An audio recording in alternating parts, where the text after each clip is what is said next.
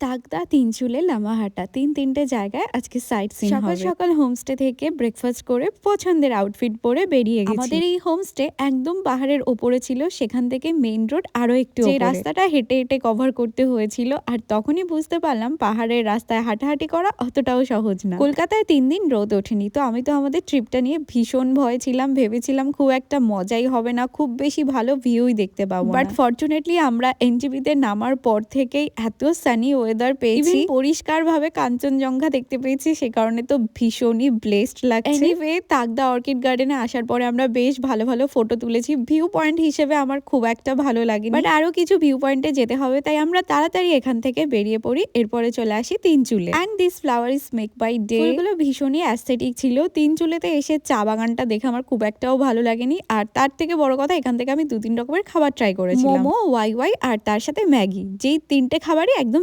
জঘন্য ছিল। এবার আমরা বেরিয়ে যাব লামাহাটার জন্য। সো দেখা হচ্ছে পরের ভিডিওতে।